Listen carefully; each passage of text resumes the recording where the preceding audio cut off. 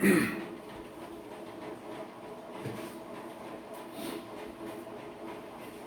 students of class 11.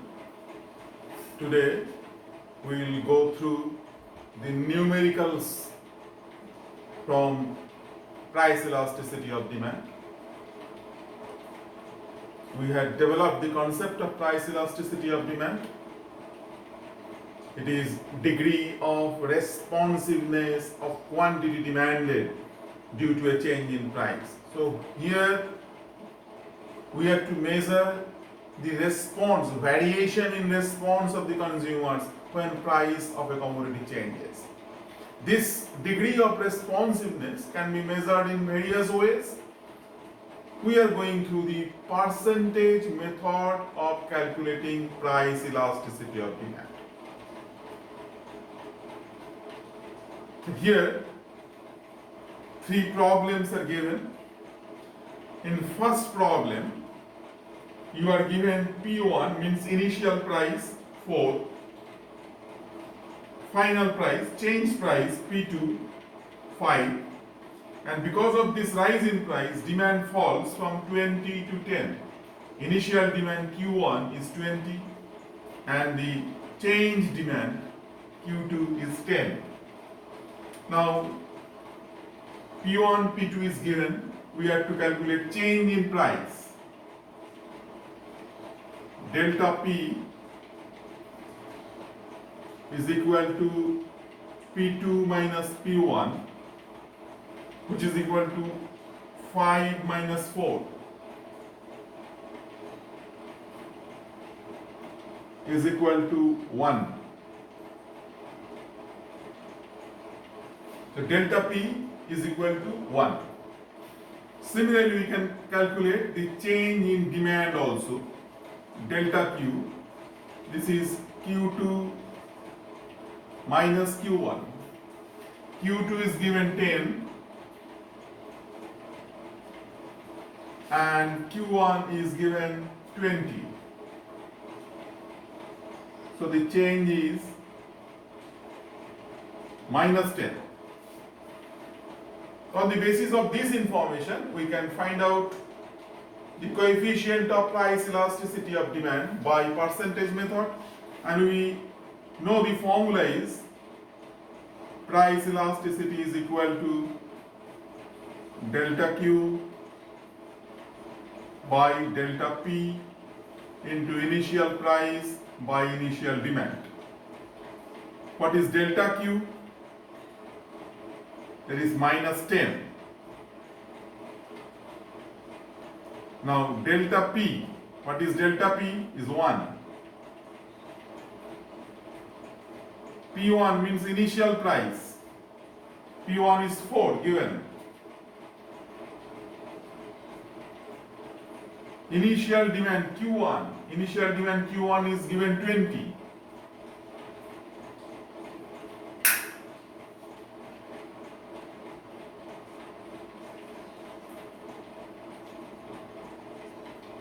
So EP is equal to minus 2. Price elasticity is always negative because of inverse relationship between price and demand. So negative sign is coming here. And 2, EP's value is 2. That means modulus EP, absolute value of EP is 2, which is more than 1. So this is implying a case of elastic demand. More than 1 means percentage change in demand is more than the percentage change in price. Here, demand falls due to a rise in price from 20 to 10. That means 50% fall in demand. And price rises 4 to 5. That means 25% rise in price. So rise in price by 25%, fall in demand by 50%. So it is a case of elastic demand. Percentage change in demand is more and percentage change in demand is double to that of percentage change in price. 50 and 25. So EP is equal to 2. It is a case of elastic demand. Now, see the second sum. Here, initial price is given 12 and change price P2 is 15. That means price rises from 12 to 15. But here demand is not given. You are given expenditure due to a change in price, how your expenditure is changing, that is being reflected in this schedule. When price is 12, expenditure is 480, rupees 480, and when price rises to 15, expenditure is 150, expenditure falls to 150. But to calculate price elasticity of demand, we require the demand. So given these expenditures, first we have to calculate the demand. What is the demand? Then we can calculate it.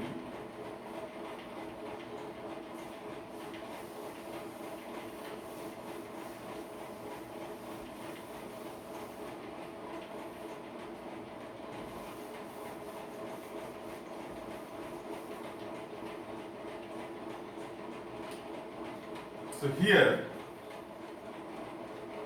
expenditure is given, we have to find out initial demand.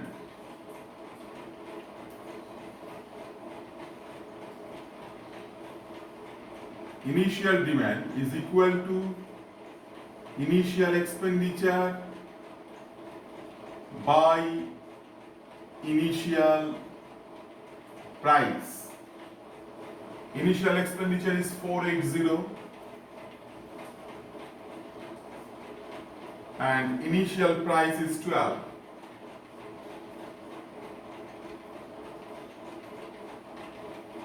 So Q1 is equal to 40. Initial demand is 40. Similarly, find out the change demand. Q2 is equal to change expenditure by change price. Due to rise in price, expenditure changed to 150 by the change price 15. So it is 10. So whenever expenditure is given, always keep in mind expenditure divided by price gives you the quantity demanded. For initial demand, initial expenditure 480 by initial price, so initial demand is 40. Change demand, change expenditure by change price 150 by 15, 10. So what is the change in demand? Delta Q equals to what? Delta Q is equal to Q2 minus Q1 is equal to 10 minus 40 is equal to minus 30. So on the basis of these informations, we can calculate EP. EP is equal to delta Q by delta P into P1 by Q1. Delta Q is minus 30.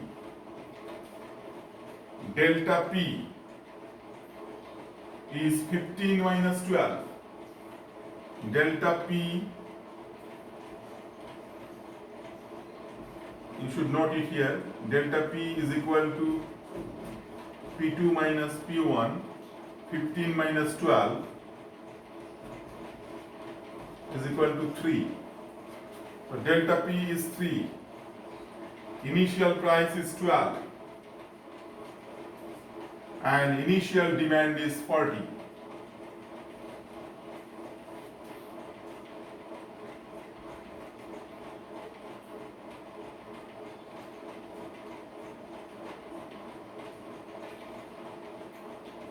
This is equal to minus 3. So EP is equal to minus 3. Here again, you consider the absolute value, coefficient of price elasticity of demand. In absolute form is 3. It is more than 1, so it is also representing elastic demand. Now come to the last sum.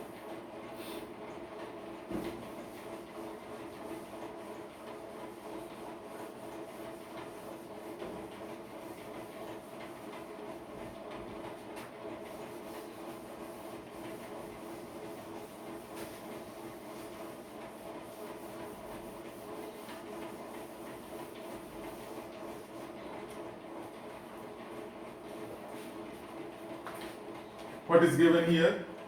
Here price is given, initial price is 8. Change price is not given. You have to find out the change price. P2 is not given. Initial demand is 10 and demand reduced to 5. That means price increased. Surely price increased. This is, for this reason, demand falls to 5. And EP is given -2. You are given price elasticity of demand. You have to calculate what is the change price or final price. P2 equals to what? So first note down the informations.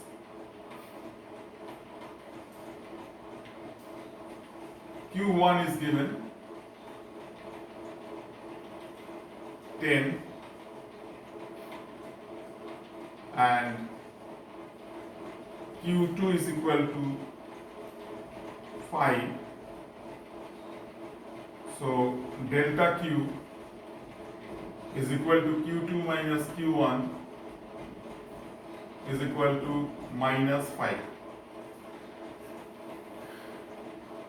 P1 is given, P2 is not given, so delta P is here, P2 is unknown, P2 minus 8. These are the informations given to you. Now find out P2. EP is given -2. Your formula, EP is equal to delta Q by delta P into P1 by Q1. EP is given -2. Delta Q is equal to -5. Delta P is P2 minus 8. Initial price P1 is 8. Q1 is 10.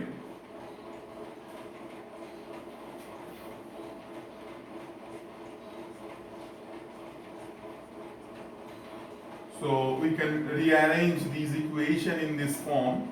-2, you need not write -2, okay. 2 is equal to 4 by P2 minus 8. This is what we are getting. Now by a cross multiplication we are getting 2P2 minus 16 is equal to 4.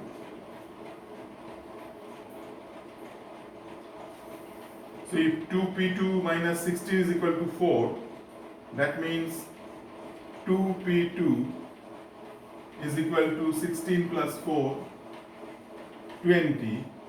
So P2 is equal to 10. So this is the answer.